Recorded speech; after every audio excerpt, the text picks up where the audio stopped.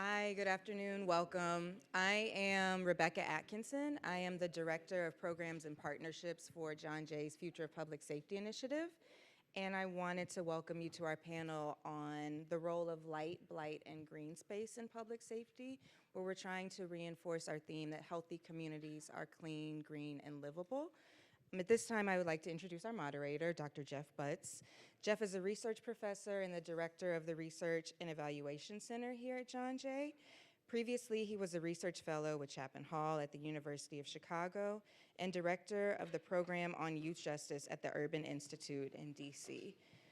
Jeff graduated from the University of Oregon and earned his PhD from the University of Michigan. So with that, Jeff, I will turn it over to you. All right. Thank you, everyone, for showing up. The last session ended a little late, so we are starting a little late, but we'll try to make it endlessly entertaining. That's our goal. We are here today to talk about the role of physical improvements and environmental design in facilitating public safety.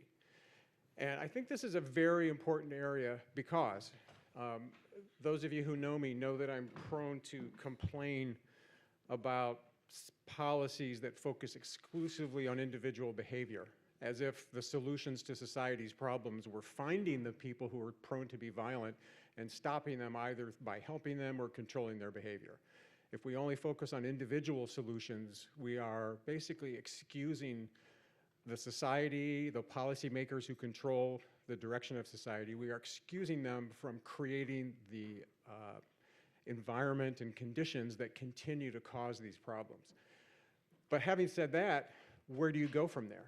And the obvious place to go is, oh, let's fix society. Let's fix the economy. Let's solve the housing problem. And everyone throws their hands up and says, you're dreaming.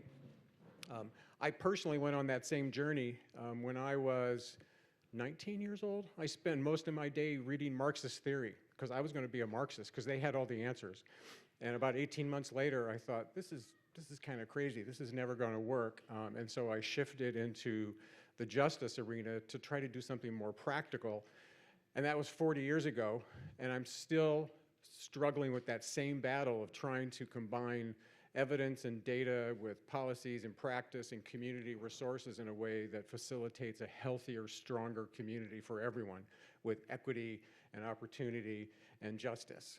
And it's a long-term battle. I think someone this morning was talking about we can't really hope to see that battle end, but we have to continue to see progress, and every generation has that responsibility. So if is there something between solving all the individual problems versus solving all the structural, large-scale societal problems?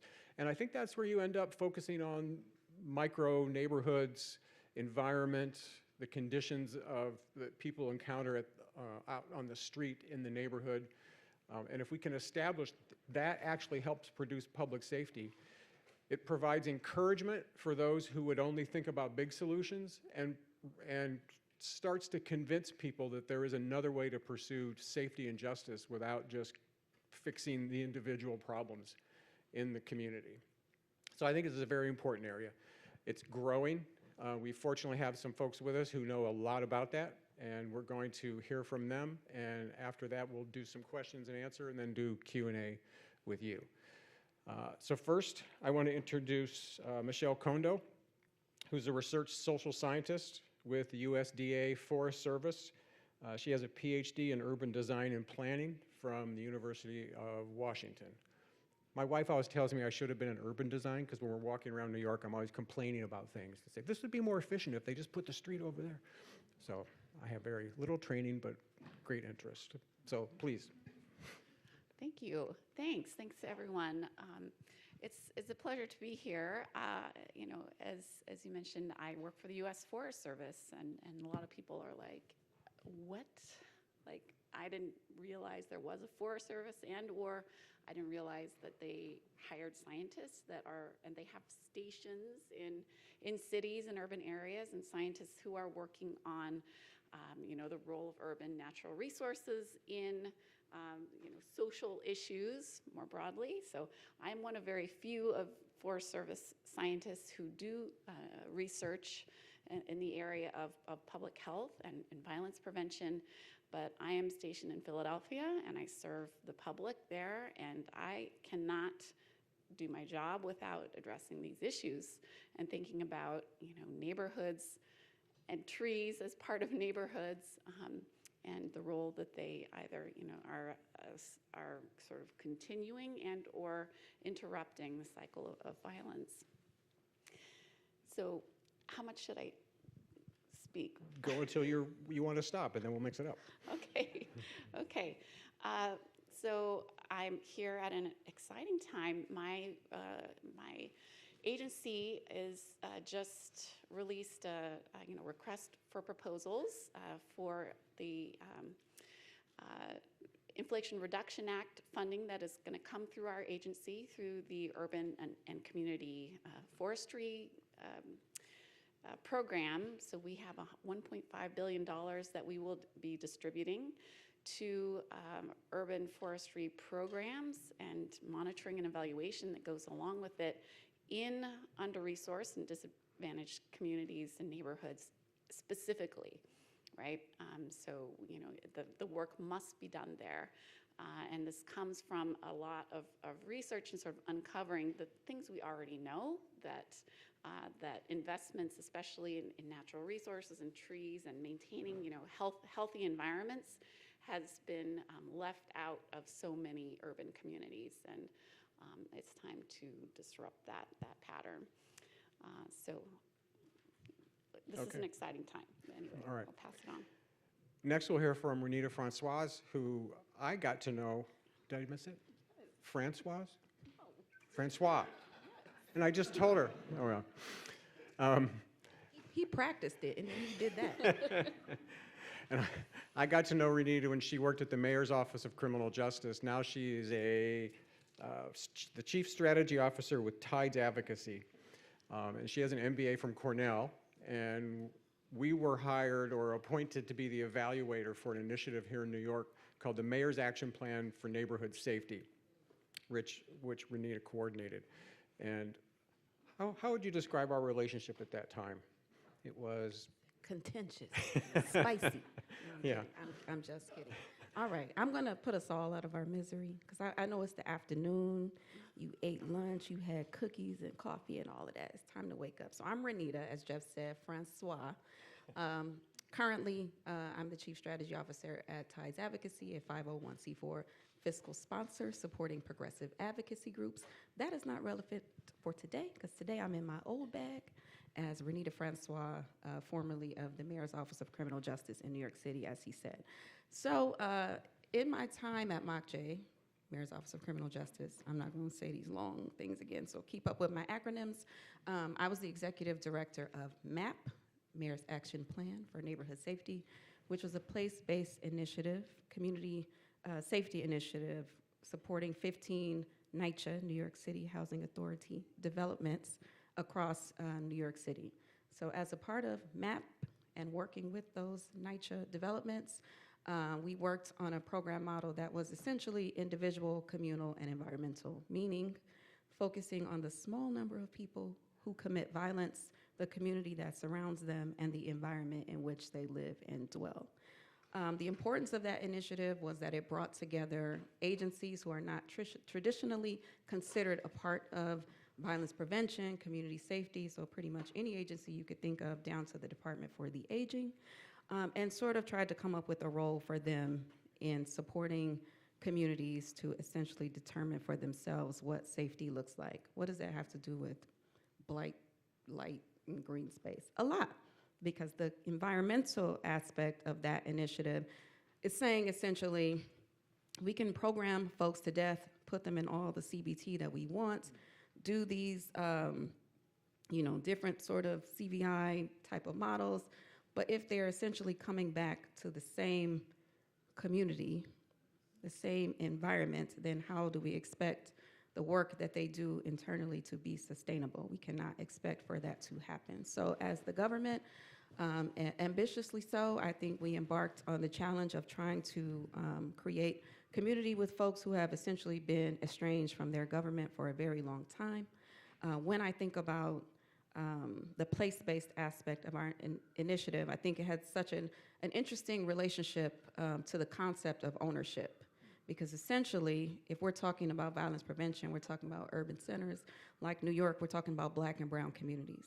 Most of the communities we work with in New York City have Black folks. And we know Black folks are a stolen people on a stolen land. And then we come in with this initiative and say, we want the community to play a role in creating safety, in owning or sharing accountability with us in what happens in a community when we've told them over generations that they don't own anything. So you want people to exercise ownership and accountability over a space that they do not own. So how do you do that? How do you convince people to be in partnership with you in this way? So that was essentially what we were doing as a part of MAP. We got a team of folks, including folks that worked in the mayor's office, folks that worked at nonprofit and community-based organizations, to work together to recruit a team of residents that were facilitated by a group of organizers that we paid for as the government in partnership with research institutions like John Jay to look at the results of our work. And essentially we came together to work at a very hyper-local micro level, because New York City is New York City, but all these communities have their own identity, different cultures. Some of them are in gentrified areas, so now we're talking about cultural conflict, the culture in a place before folks come in and decide it's trendy and hip to live there, along with the folks who have been there for years and years, and like, how do you make those two things work in the same space? So as a part of this initiative, a team that we work with facilitated the communities through this process of coming up with what they felt impacted their community safety. So I'm trying to truncate 7 years of work into a little spiel. Is very hard, but essentially the organizers took those residents through a series of training with support from our office on placemaking, placekeeping, organizing, mobilizing, advocacy, how to read data. At one point, you know, we worked with residents. They were like on our hiring panels for who we hired. Like, we really wanted to, for folks to feel that ownership over the initiative and over the work we did. And we essentially gave them money so that they could decide how they wanted to spend it to affect safety in their neighborhoods. And a lot of that was around manipulation of the physical space, how they could create a feeling of ownership and the feeling of community in their development. So if you are a city employee or you work for NYCHA, you understand there are rules that govern federal property, which is essentially what it is. So you can't just do stuff because it's nice to do or because people want to do it, because government is not set up in that way. You don't get to do what you want to do on government property because you live there. Can't. And so for us, the residents worked with us to do things like take down fencing. Who wants to live in a place that looks like they're in prison? To find out, you know, that a regular person should be able to call up an agency and ask, why is scaffolding surrounding my building for the past 5 years? And I don't see any work being done ever. Local laws govern that. They determine when scaffolding has to go up for whatever reason. There's a loose brick. There's an air conditioner that hasn't been fixed, so scaffolding is there. But the condition that it creates in the physical space is one where people feel like they're literally trapped and imprisoned. They don't have access to recreational space. They can't get around the community in a way, an accessible way. They don't have signage. There's a lot of immigrant families that live in some of these communities. Sometimes the information is only written in English. You want to talk about garbage in the developments. They have garbage chutes that are the size of something built in 1950. In 2020, 2023, our garbage, American garbage, don't look like it looked in 1950. So don't ask folks why they're not doing their best to shove it down a garbage chute. Essentially, we're trying to acknowledge the fact that a place looking and feeling a certain way can give the message to the people who live there that nobody cares about them. Nobody cares about their condition. And so we want people to behave or to, you know, dispose of their garbage or function however we deem socially acceptable, but we don't want them to live in socially acceptable conditions. Make it make sense. So as a part of MAP, we work together with residents to be their advocates, to help them get the information that they needed to navigate some of these systems and processes, and ultimately for them to realize the vision that they had for their developments on these small scales. Bureaucracy is very slow. It's set up to move very slow. We weren't moving mountains overnight. We did a light study. We put all these light towers in the developments to mixed reaction. You know, some folks are like, I don't want to smell a generator or hear a generator all night or have a light flashing in my window. And some people were just happy that they could see. But what it led to ultimately, after years and years and years and millions of dollars, was the city saying, oh, this works to reduce crime, let's make a permanent investment in upgraded lighting. So the fact that it took all that to get the investment in permanent lighting, you know, we can debate that all day long. That's what it took, dealing with bureaucracy to do it. But as the MAP initiative, and ultimately as the Office of Neighborhood Safety, which we became later, a part of our role was to help folks really express themselves through the physical environment in their development and really have a role in directing how resources that are meant to support community safety, community wellness, community uplift should function the way it should, controlled by the people who live there and not by us in the mayor's office. Those are two great examples from MAP for me were that lighting study, because at the time I was one of the people criticizing it. I remember walking by and hearing gasoline engines, and some of the towers had NYPD logos on them, and I thought, this feels like a prison. Really spicy. Yeah. But if you hadn't done that, and you hadn't, was it Aaron Chalfin did the evaluation? If you hadn't done a rigorous evaluation where you could show that it has a measurable effect on safety, all that would have happened would have, they may have still done the experiment and put up all the light towers, and if they hadn't evaluated it, they would have heard all the complaints, not been able to prove the benefits, and those investments wouldn't have happened. So sometimes it takes that, even though I was a critic at the time, and I still think they had a horrible presence when they were installed. I was a critic. Okay. A great example for MAP, which I really enjoyed, the first MAP meeting I went to was at NYPD in the ComStat room. And I remember saying to someone at the time, this feels like showbiz to me. It was all the white shirts and the badges in the front of the room, and everyone was genuflecting to the officers and talking about how great things were. But then MAP and the team created their own version of that called NSTAT, or Neighborhood Stat, which I assume was the name was designed to reflect upon ComStat or signal familiarity. I didn't make up the name, so yeah, that's what they was trying to do. Yeah, but when I went to some of those meetings, a huge room, sometimes with a big round table, and you have residents, you have NYCHA residents at the table, you've got nonprofit people at the table, and some uniforms who were probably made to go there by the command structure. But they would sit in the room and listen to the residents talk about what it was like to live in their NYCHA building, and they would get to things like garbage chutes and rodents and all kinds of other stuff. And just to see city officials sit quietly and listening to residents was a powerful thing. So that's not explicitly about space, but it turns into discussions of space because you got the people right there who are living in those neighborhoods and those buildings. So. I just will say one more thing on the light study.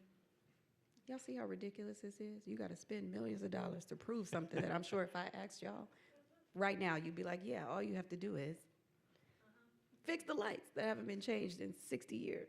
That's like common sense, but that's how your government works. You spend millions of dollars to prove something everybody knows. Mm-hmm. Also, you walk into some of these apartments and we're talking about the quality of the space and the environment and planting more trees. And meanwhile, this woman has a hole in her bathroom ceiling with water running out constantly, and NYCHA's not fixing it. So there's certain hierarchies of urgencies and problems. But I really enjoyed working on that with you, I'll say. Next, we have Charlie Brannis, who, are you still chair? Yep. Okay, chair of the department, pardon me? Sadly. Sadly.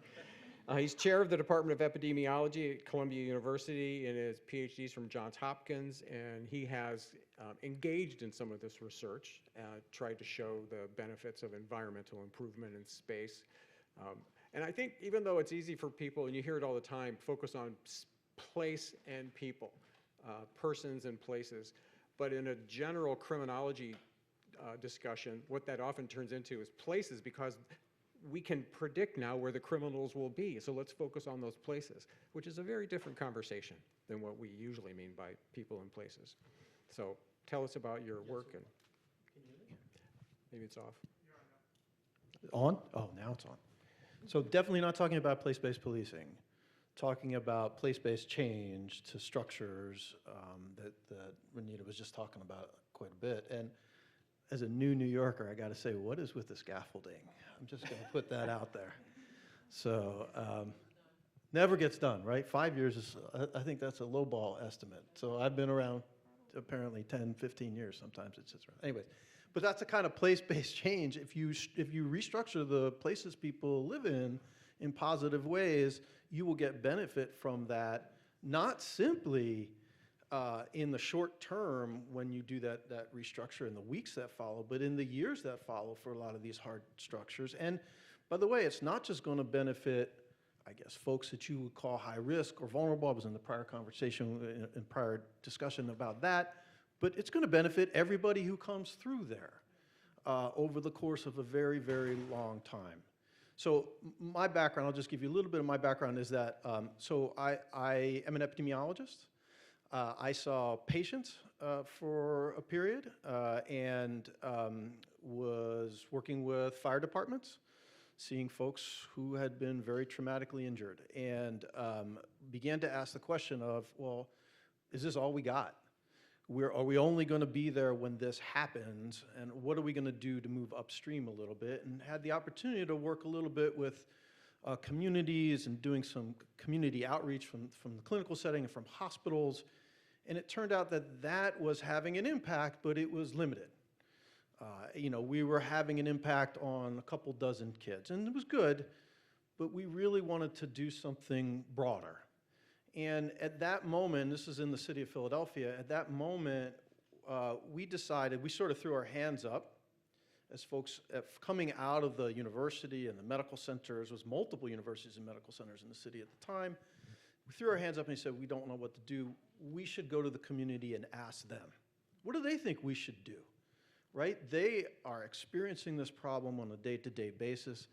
And after doing a lot of focus groups, other qualitative, just getting to know folks and so forth through rec centers, through community gardens, through their block captains and so forth, something came back. People did say, yes, you got to work with kids and you got to improve things for the kids and do this and that. But people kept on pointing back to that abandoned house, that abandoned building, and that vacant lot that had vegetation that was taller than they were.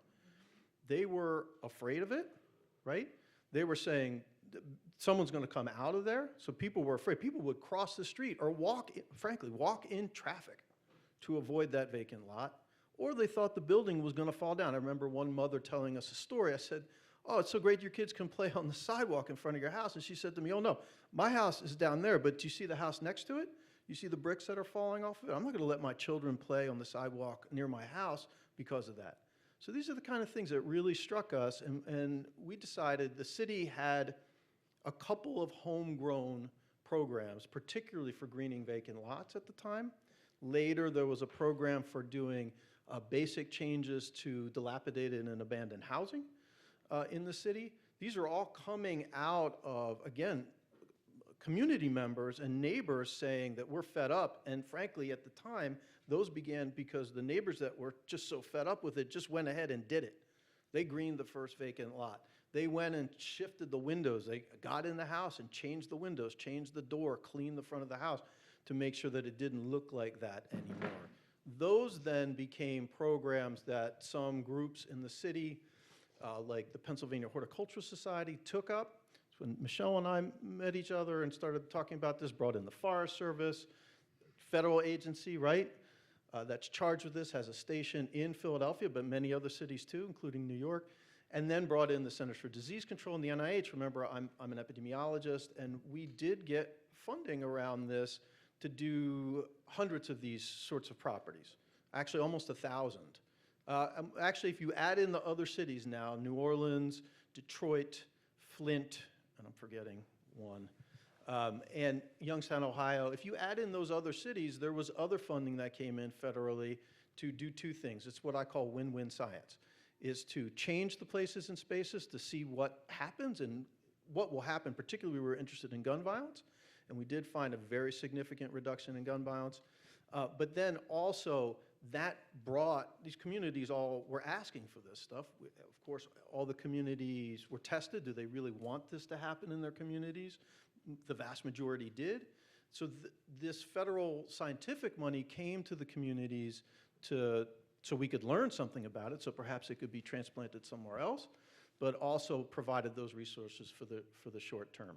I'm going to say one last thing, and then I'm going to stop, because otherwise I'll just keep talking about this. So the sorts of place-based changes that we thought about from the very beginning in cities like Philadelphia, New Orleans, and Detroit were not, I say this a lot to New Yorkers, we're not the High Line. That is not the kind of place-based change I'm talking about. There's broad things that what I will call are destination amenities for folks who do not live there, and perhaps, I know you all know the history of the High Line better than I do, perhaps will displace long-term residents, multi-generational residents. The sorts of changes I'm talking about are what one reporter called building the park of 1,000 pieces, making little changes, pocket parks, abandoned, dilapidated buildings one by one in communities in very simple ways, structural changes to those buildings that will change. You can imagine if you're on a block with 40 such properties and 20 of them are abandoned like this, and you can do 10 of them in a 2 to 3 week period, that's going to change people's day-to-day experience overnight, really. It's a bit of an exaggeration, but in a couple of weeks, it's going to change people's day-to-day experience. So this is the sort of thing, and these were designed to be inexpensive so that folks do not get displaced from their neighborhoods and get to stay and use the new amenities that are being provided to that neighborhood in that space. And I will stop. So, Michelle, it probably would strike a lot of people in a strange way to look at an agenda for something about safety and justice, and they see someone's here from the Forest Service. But how deep do these ideas go? When we talk about green and clean, are there, I know the obvious reason for that, but I could also imagine you encounter people who say, well, of course safe neighborhoods are greener because the people who live there make it green. They reverse the causation and think you can't just make it green and have safety follow. Safety generates the quality of the environment. How do you contend with those arguments?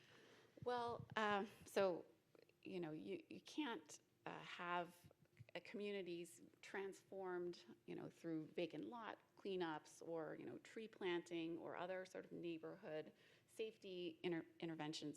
Well, I suppose you can hire people to just come in and do it. But we're finding actually in studies that I have led and taken part in that having an element of community engagement and ownership in those transformations has differing effects than when you just hire somebody to come in and do it, right? So, you know, we have a study of this lots of green, you know, abandoned property, you know, cleaning and greening program in Youngstown, Ohio. We found that the vacant lots that had been, you know, cleaned and greened by community members turned into community gardens, and all of that. You know, we saw more significant reductions in violent crimes as opposed to at the contractor green lots where we found it was mostly property crimes we found reductions in. So I'm involved in a lot of research now, really diving into that. So what is this element, you know, of this added element of, you know, community ownership over these neighborhood improvements in terms of violence prevention, and how is that all working? You know, people coming together to work to improve their neighborhoods and giving them the resources that they need, capacity that they need, you know, helping to build capacity there is and can have, I think, you know, can, you know, increase greatly the benefits we see in violence prevention. It's through, right now we think it's through, you know, increased and improved community and neighbor relationships, feelings about, you know, how, you know, if we see our neighbors taking care of our neighborhoods, that it sort of spreads. And I mean, mental health, stress, right? It's stressful living in environments that look like they're not cared for. So I think, some of these, the relationship building that is required and that we give space to in the way we implement programs and through our nonprofit partners who are really taking the lead in developing these methods.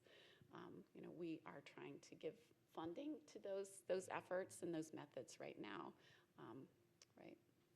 Yeah, so it's accepted wisdom, I guess, in the field that it's not the fact that trees and leaves and green improves the community. It's the having organized community residents to work together to do that, or broken or abandoned buildings, and that it's that benefit. And I think that insight, Renita, was central to MAP, if I'm remembering correctly. Can you talk about that? Sure. I don't know how many research folks are in the room, but those little wonky terms, collective efficacy, cohesion, these are the things that might be bubbling up for you. It's plain and simple. It's like people working together on something that they believe is theirs and that they can touch and see and feel, put their own hands to, and actually have resources to support it. Of course, it's going to change the dynamic of the space. If you are from a community, and as a part of MAP, we've worked in communities that have significant challenges with territoriality, places like Brownsville, the South Bronx. How do you build that with people who are like, yeah, we could take a whole 5-minute loop and be around the whole neighborhood, but I can't go across the street over here and I can't do this over there. How do you build community connection in a community that might be divided, where people might see themselves as ops and not as folks breathing the same air in the same community? So for us, I think that was probably the most significant part of the initiative. It wasn't necessarily, the building of the garden or, the painting of the mural. It was the byproduct of that, the people who were invested in it and the norms that are created around it. Because I cannot go into a community as a government employee and say, you can't do this on this space. This is the safe area. This is where we act like this over here. Those norms are generated from within the community. The community determines what's acceptable in certain areas. And so I feel like we saw a lot of that. We saw a lot of people saying, this is not a space for insert whatever negative activity you want to put in there, but it's a space for this. This is where our kids play. This is where we're going to, pave the space and put in planters and get a shipping container that we open up during the summer and make a little summer stage out of. People did that in Harlem. That's what they wanted to do. So now it's not the shady spot where they sell drugs. It's the spot that we activate in the summer when we don't have anywhere to go, and we create our own little festival style experience. The people in the community dictate that. Or, we did so many nighttime outdoor events in neighborhoods that were supposed to be violent, supposed to be shooting prone. We never had an incident. We're outside all the time, and nothing was happening outside while we was outside. So I think that there's definitely something to say about this ownership concept and how you engender that kind of feeling, how you help to naturally create that, and now not just tell people, okay, now it's yours. Go and make it safe. So if it's not safe, we can blame you for it. It's not really about that. It's really about letting people have the freedom to decide, this looks like an area where we want to have a serenity garden because it's closed off by the landlord, NYCHA. However, we have an open air substance abuse challenge in this neighborhood, and this is where people are disposing of their needles. We want to take that fencing down and create a serenity garden. We want to invite nonprofits and city agencies to come and activate this space to talk about healthy living and well-being, and we promise to tend to the space. And y'all are going to give us a stipend to tend to the space. That happened in the South Bronx. That's what they wanted to do with the space. It was theirs. So it wasn't about, if I'm going to be upset that somebody kicked over the planter or vandalized the planter, it's them. The aunties is outside ranting about who touched their planter because it's theirs. It's not mine. And that's the feeling that we want to create, not just that people are tenants in a community, but they are members of the community and they live there, they work there, they get a say in how it operates and functions, and they lay down the unofficial law of what's going to happen there. And I think that for New York City, it's a place where that can be particularly challenging, going back to that point of like culture and the culture that's naturally in a place and the culture of the people who have been there for a time. It shouldn't be that We have Ingersoll houses in Fort Greene, and now that Fort Greene is trendy, got a little Target situation over there, restaurants. Now that it's like that, certain stuff is not acceptable, and the people who live in that community need to conform to a certain way of being. Or in some of these places where it's like, no, you can't play music that, like, what you mean? You know, it said the bachata been pumping for 3 decades out these windows, and here y'all come talking about how we could play our music. That's not, if we're not gonna create space for people who are coming in and people who live there to try to build community together, we're not doing the right thing. We're not doing the right thing. We can't let, you know, I've been here for 5 minutes, and because I have money, I get to dictate how the space operates. That's never gonna work. So as governments, as stakeholders I'm speaking to the New York City perspective, obviously, because that's what I know. But for the people who live here, who make decisions about the city as a whole, you know, there has to be this shared acknowledgement that you run the city, but we run this little piece of thing right here. And so, you know, we have to come together to determine what, you know, what the rules of engagement are going to be. And I think there's friction there because we don't do it like that. We say, you know, oh, this group of people with money is coming in, it's going to be like that, and y'all don't say nothing about it, and you don't do nothing. Or we're not going to invest here until we see people with money coming to live here. That we can no longer function like that as a city if we want New York City to remain the place that we love. Like, we come here for a certain vibe, and then we displace the vibe. we don't like the vibe once we live there. So I'll stop my rant. That was not a rant. If we could indulge in a little research talk for a second. Don't worry, y'all. I'm not going to let them put y'all to sleep. And there are some researchers in the audience, so I know I'm not losing everybody.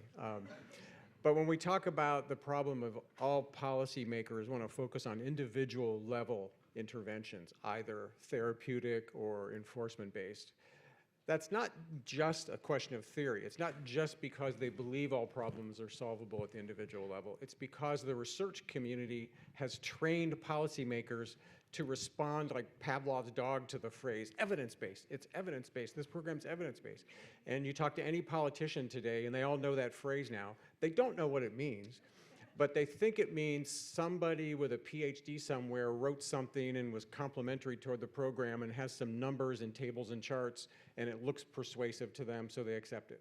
But what evidence-based really means is it has, whatever intervention you're measuring has lived up to a standard of statistical precision and reliability that you can say, this intervention will achieve the outcome you're after, and I can pretty much guarantee you that it will fall, the outcome will fall between these 2 points on a scale. And if these 2 points are valuable, you know, the lower bound, the upper bound, it's going to bounce around in there, but it's going to be centered on this value, and I can pretty much predict how to produce that outcome.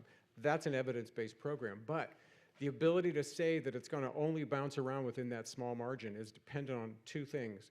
One is the actual inherent variability of the outcome, so things can bounce around a lot. The other thing it depends on is the number of measurement units that you're using to establish that. So when you hear about politics and they do a poll of which idiot you're going to vote for in the future, that number never, if you look at the bottom of the table, it never says it's based on a sample of 5 people. It always says 800, 1,100, and that's because you need that many units in order to start narrowing in on that range. So back to public safety, you can get that range with that many units if you're measuring people and their changing behavior. So if you do therapy with someone and you have a bunch of people, like 60 people who get a therapeutic program, and then you follow up to see how many got rearrested, you can get pretty good, tight statistical results from that. But I don't know if anyone's doing studies on greening 60 neighborhoods compared to 60 neighborhoods just like them that don't get greening. Maybe you can tell me that's happening, but I think a lot of this literature is based upon not samples of 120, but samples of 6 or 8. If I'm wrong, please tell me, because I would be very encouraged that I large mean, we sample. published something with 100 neighborhoods, right? So 100 Controlled- clusters. Controlled assignment? Totally, random assignment. Oh, okay. So, yeah, For both now, we have one that has appeared for the vacant lot greening in Philadelphia and in Flint, and another one that has appeared now for very simple abandoned building fixes. In groups that get it and don't. Everyone gets it at the end. It's as a matter of course, but over the course of the study. So who funded that, and how hard was it to control the conditions so that the comparison neighborhoods didn't also develop? So who funded it? The NIH funded it, the CDC funded it, the U.S. Forest Service funded it, so it was those three federal agencies. And how hard was it? It was hard. I don't know that I would want to, I lost a lot of hair over that, so, over both those studies. Hey. Maybe you've done more than I have, I don't know. But yeah, I mean, it's possible to do. It's possible to do, and the lighting trial also was a similar situation with, I think, random assignment. I can't remember what the unit was, maybe the housing development or something along those lines. So yeah, I mean, it's possible to do, and we've done it. And that's, by the way, for the non-researchers in the room, that's a very high level of science. I'm hesitant to call it the highest level, but it's a very high level of science. It's the same sort of science that was used to establish the vaccines that many of you took over the course of the pandemic, right? So that sort of randomized controlled trial was done on a number of these. Again, with community, this all began with community buy-in, and everything was checked out with the community, and they were enthusiastic about it. So what is the state of the evidence for, well, first of all, I wanted to get back to the title of this session, which has a word in it that you told me when we talked before that you would not use. So the word is blight. And I think I've been cautioned. We probably published something with this maybe a decade ago, and we're cautioned about it. It's a bit of a dog whistle for certain groups to signal other things. So we try not to use that word any longer. And it really is about disinvestment and disrepair, long-term disinvestment and disrepair. And when I say long-term, I mean decades. You can take, for instance, redlining maps in all the cities I was just talking about and follow where the disrepair of buildings and land is right now, and they will match the redlining maps from the 1930s and 40s. So this is it's very different, and I think the words we choose matter. And so we've taken that out of and Wendell Pritchett, who was the provost of the University of Pennsylvania, sat me down for this and told me about it. So I appreciate his writing on the topic. Okay. So what's the word that you're using then? Abandoned, vacant, and speaking about what they are, abandoned buildings or vacant lots, because that's exactly what they are. Disrepair is another good word, or long-term disinvestment. That's sort of the way we're talking about it right now, trying not to use the word blight. Although, you know, I'm just going to add to that and just say that cities around the nation still have blight ordinances, which permit, so for the urban planners here, they do permit access to these spaces when the spaces become toxic. But the word has challenges to it. So before we continue with audience Q&A, I want to give all three of you a chance to say one thing that we didn't talk about before, I didn't ask about, that you need or an opportunity to say. Or you can pass. All right. I'm going to spare Michelle having to go first again. I guess I would say something based on the point that you just raised around individual level interventions. I think it's like you got to call a spade a spade. That's white dominant culture. And we're talking about Black and brown people who are communal by nature. And so it's like a square peg in a round hole, or whatever they say. It's like you're trying to, it's isolating. It's like you're taking people who are a part of a community who thrives in the pack, and saying, or like operating like they are on their own. Like even if you think of like the criminal justice impact, it's like you think it's this one person, they committed a crime and we put them in jail. You put their whole family in jail. You know, it's like somebody go to Rikers. Y'all ever made that trip to Rikers? Yeah. Okay. You going to Rikers, your family going to Rikers. They're going to get on that bus.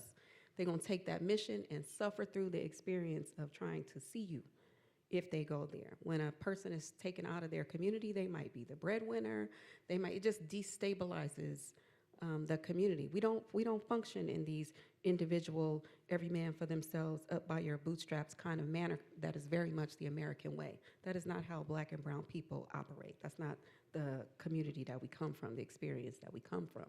And so, while we're spending so much effort trying to do this individual whatever, we're ignoring the thing that literally could be the game changer for these folks and their families and their peer groups and their networks, because this is how we function. It's like the investment is lopsided. The investment should be in the network, in the community, in the environment, because that's who's going to support the individual whose behavior you're trying to change.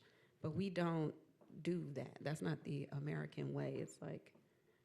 It's just trying to create this individual penalty or individual impact on a person who is a part of a collective.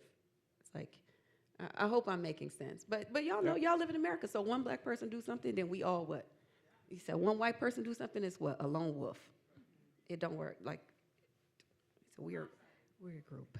Yes. So let's take the same negative thing that we apply when we say, oh, one person do something, a whole group is like this. Let's flip that on its head. Since we function like a group, and you know that we're part of a community, and you make community level judgments, then let's make community level investment and try to do that and make it reverse down to the individuals. That's my 2 cents. I'd say something, sure. I would, while I see the numbers, I mean, speak for themselves.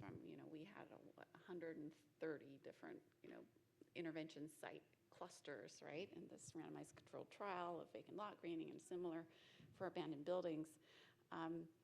It's important to think, and also tying it to this term blight, the term blight was used to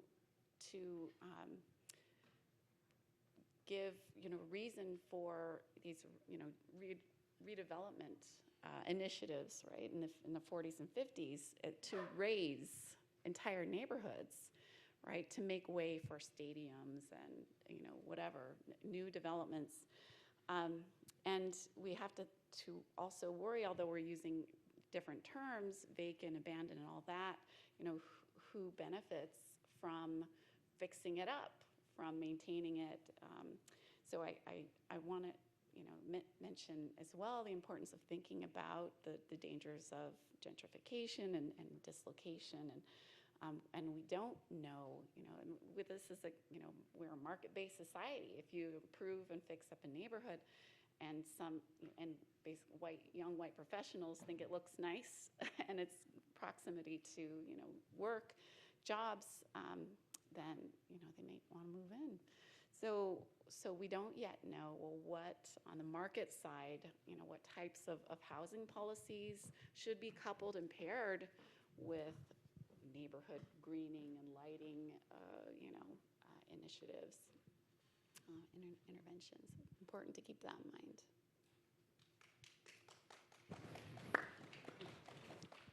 So last comment. I just want to follow up on your statement about unofficial law, because I really like that, and I think it's been my experience, and we've documented it as well more broadly, that once you change a space, now I know that it's important, and when you add programs to that space to begin with, there's additional value.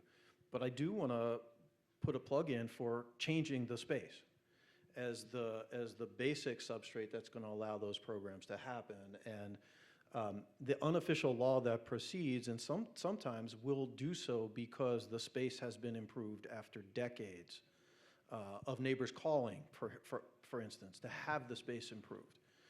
These spaces generate a lot of distrust in municipal government when you call, when perhaps there is a program in municipal government, and you call and nothing happens. And that happens over and over and over again over the decades. So I think changing the space, once it's greened, once the building is improved, the neighbors, the unofficial law kicks in, and the neighbors do not want it to go back to the way it was, and they will act to do all kinds of things to prevent it. They will not allow things to occur on the space that were occurring before. They will step in to do that. There's a lot of things. There's a person who drove around a couple of the cities in New Orleans and in Philadelphia and looked at what was left on the spaces just to get a sense of how the spaces were being used. And of course, there's barbecues, there's children's playground equipment, these sorts of things.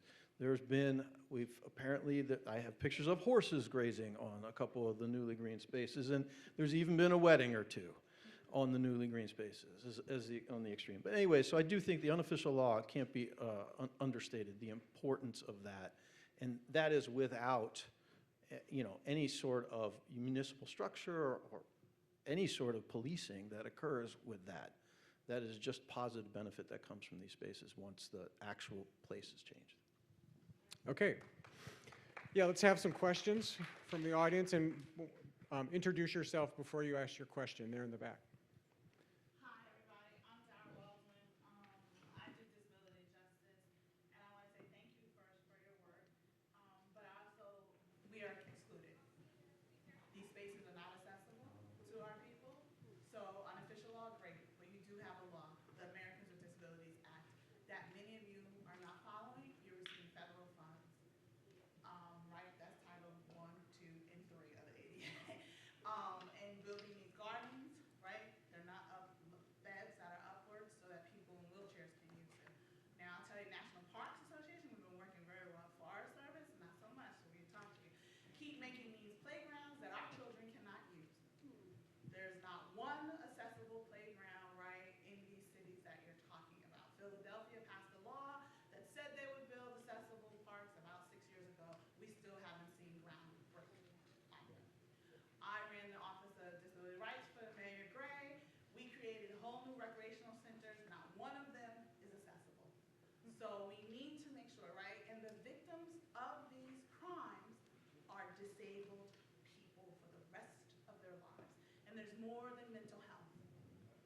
So my question is, how do we infuse, right, even here in this summit, disability is not being talked about, but also safe spaces for LGBTQ community, knowing those conversations are not in there. So I want to know how we're going to put intersectionality into this work, but I really want to make sure you know that disabled people are angry when you have these community meetings. They're not accessible.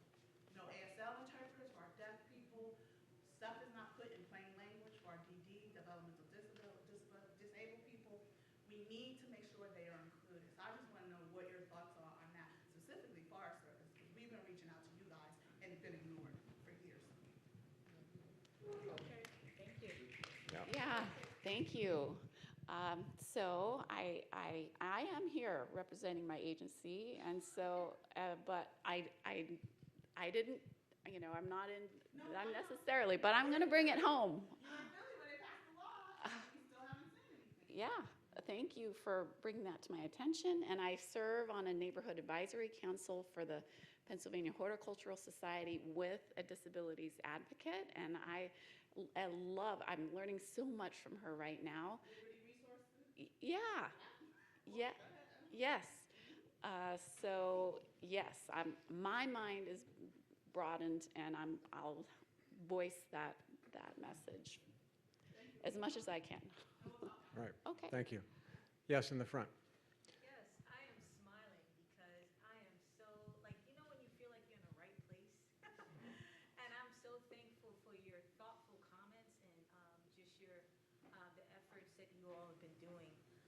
My name is Sierra Scott, and the founder of the National Clean Water Collective. For the past 7 years, we've been doing work in Flint, Michigan. So I was asking you about that because the people there also call it Blight. Blighted community, so that's interesting to learn, and I'd love to share that. But I wanted to find out, the other thing I wanted to share is that when you're building up a community, like what you're talking about, is that you also increase the property value in a community.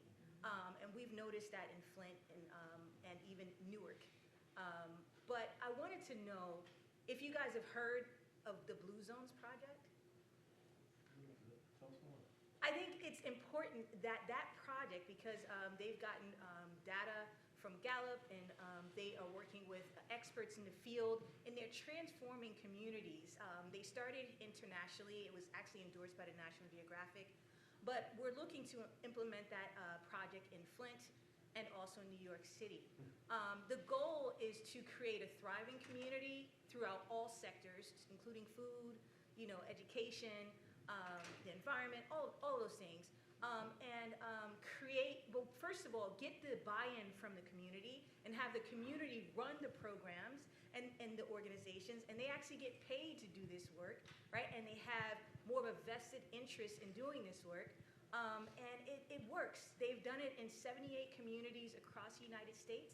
We're working right now to, as I said, get it in Flint and also New York City. You got to start small, but we need buy-in from these corporate people that have crazy dollars that can invest in programs like this, that can basically sort of leverage the work that you've already been doing and build on that and actually see impact. Places like Fort Worth, Texas, has seen impact in 4 years from just implementing that particular program.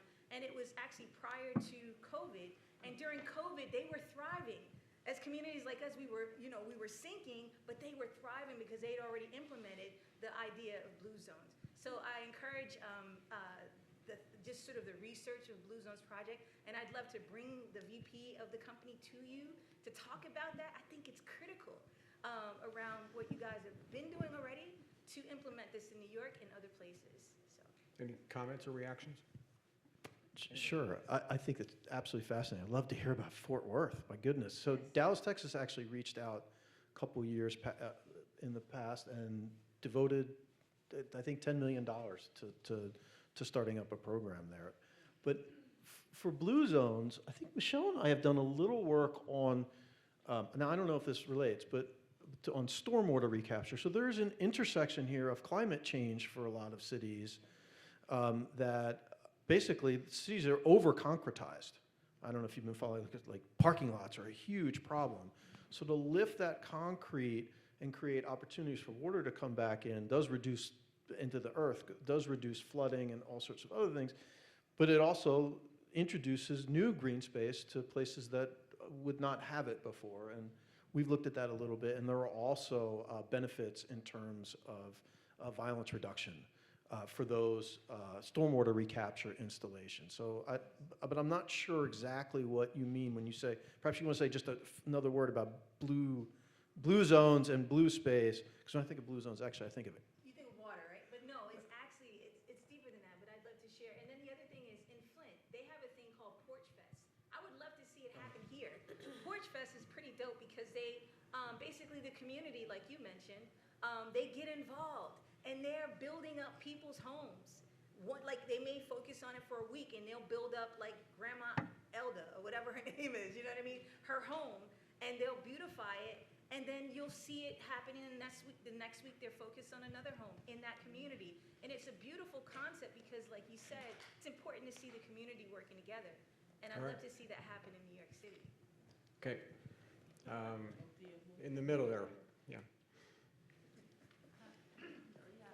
Thanks so much for this panel. I'm Jacqueline. I'm at the Bears Institute of Justice, and I will be that annoying research wonk just for a second. I just had a question regarding how, how you compare when you have, a community that's doing the work and a community that's not doing the work, because, people are compensated for that work, as they rightfully should be, for taking care of the work, then, and we know that the causes of, violence are not only lack of green spaces, but also, poverty can be, when people are experiencing poverty, that's also, can create violence in communities, and we know that community investment needs to be kind of all-encompassing. But I'm wondering, like, how you can disentangle the mechanism of, like, the reduction in violence being from the green spaces as opposed to, like, creating more meaningful economic opportunities, because in that scenario, you're also creating meaningful jobs, and it's great that those meaningful jobs are also creating green spaces for the community, so it's like a double win. But and like the actual like results that you're doing in RCT, like if you're comparing two communities like that, how can you definitively say, you know what I mean, that the results that you're seeing are from the creation of green spaces as opposed to like the creation of meaningful economic opportunities, which it's a good, it's a package deal that those meaningful economic Yeah. opportunities are also creating green spaces, but how can you like say that definitively? Yeah, sure. I mean, just simply, we had two intervention arms or groups, and it was, you know, we measured change in violence or crime, you know, before compared to after an intervention, and the intervention was in the contractor-led, you know, program, right? It is local jobs so often, right? They're hiring. The city is hiring local residents to do this work, the cleaning and greening. So you're right, that intervention has multiple sort of levels, right? Yeah. And then on the community side, that intervention was community groups. They weren't getting paid individually, but they were getting resources to do the intervention, to invest in, you know, buying fruit trees or, you know, plant whatever they wanted to plant. So it was a change, and we weren't comparing, you know, just the greening versus jobs and plus greening and, you know, whatever, community engagement plus greening. It was sort of wrapped up, I guess, in the two interventions. It is a great question, though, and there is a new couple of NIH studies that are going to seek to disentangle those exact things, and are going to have separate arms that don't have any kind of place-based intervention, and compare them to arms that are economic interventions and investments in the community more directly, and see, to basically do a comparative effectiveness trial of the two. So it's a great question. Was there someone on this side? Yeah. Okay. Hi, Jim Parsons with Institute of Justice. I had a question which was also on the environmental justice piece, a little bit different from the good point you made. From a New York perspective, there's lots of coastal resiliency work going on, and this is obviously going to be an issue around the country as we have to adapt cities and places to the new environmental reality. That creates an opportunity. It also creates a risk of communities being left out of discussions and of gentrification as these places. I mean, in New York City, a lot of the areas around the city by the water are public housing because in the past I think they were seen as being less desirable places. So how do we create processes that include community and decision makings around environmental projects, and how do we think about navigating this in a way that avoids issues with gentrification?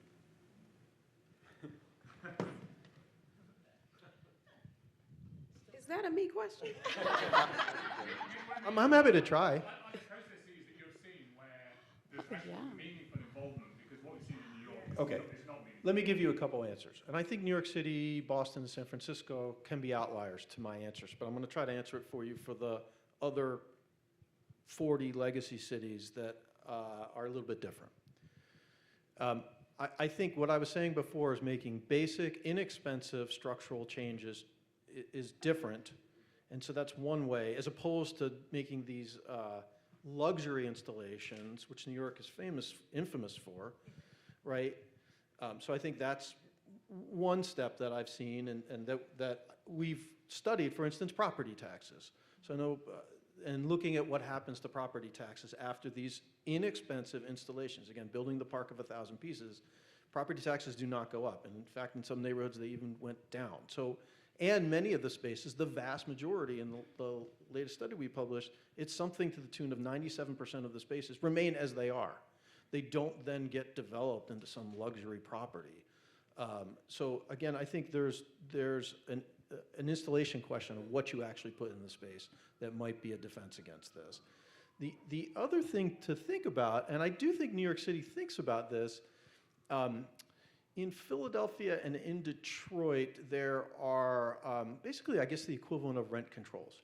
So recognizing multi-generational residents and protecting, especially their property tax increases and rent increases in those spaces, to ensure that continued generations of those folks can stay in the neighborhood. And in those cities, there's been some study, and that has worked for a number of neighborhoods, that sort of controls of costs for the neighborhood, to do what I think many of us define gentrification as, and that is forced out migrations for changing economic conditions, to try to unseat that.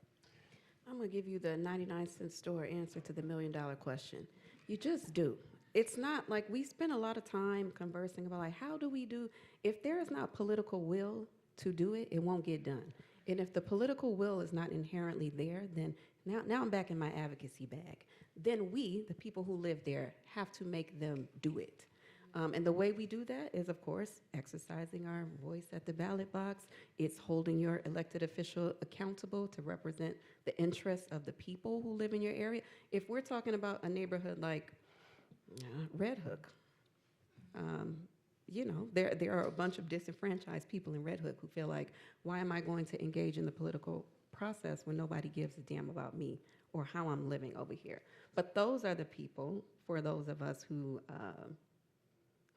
care to exercise that kind of influence over the political world, advocacy groups, a nonprofit, you have to mobilize those folks to speak up, to take action against that happening in their neighborhood. Otherwise, what's the incentive for a corporation or for the city of New York to do that? What is their incentive to care? They're letting people live however they're living right down the street.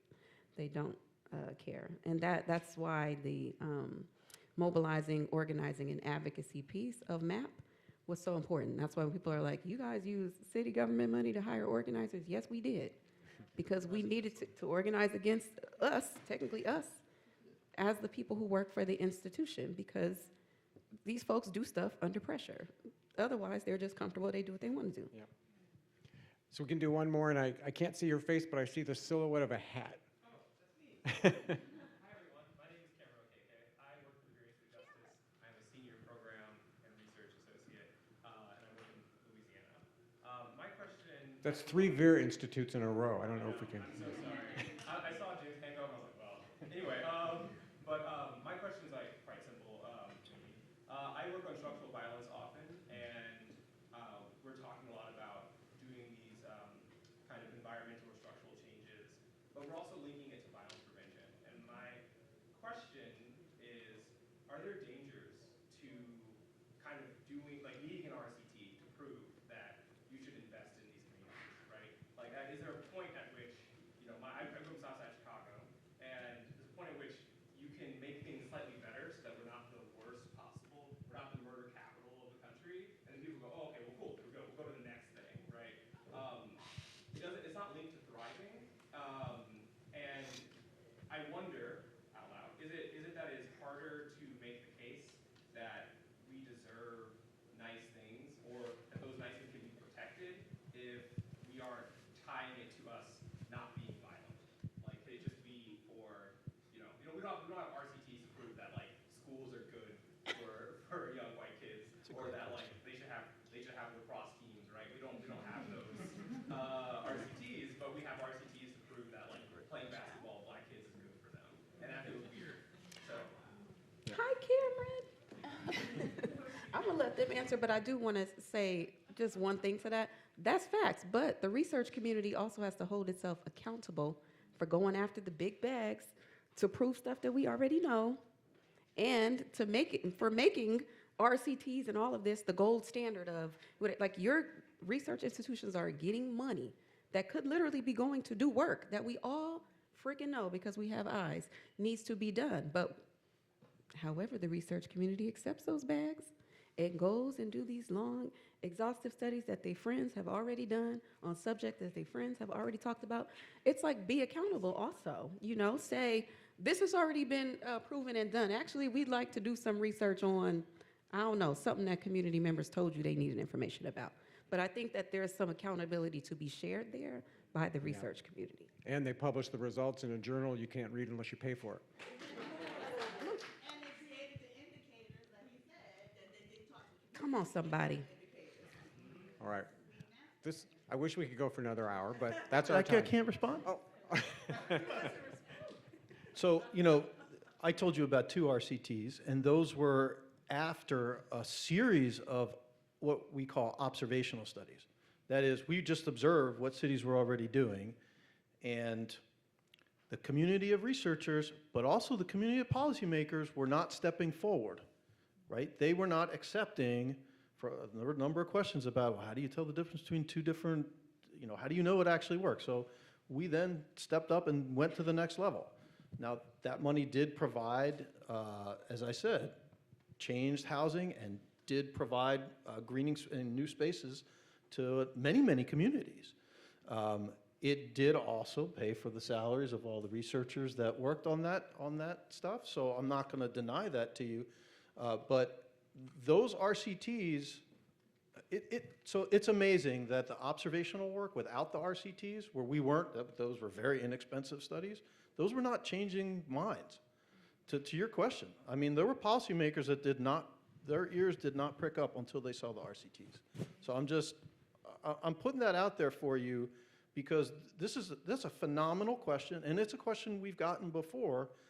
I do think we need scientific study, but I will side with you. I think absolutely, it does not necessarily need to be a long, drawn-out, randomized control trial. We can learn quite a bit very quickly with a lot of other studies if we can get the policymakers to then, and city council and everybody else, to put the money behind it with those other sorts of studies. All right. Thank you very much, everyone.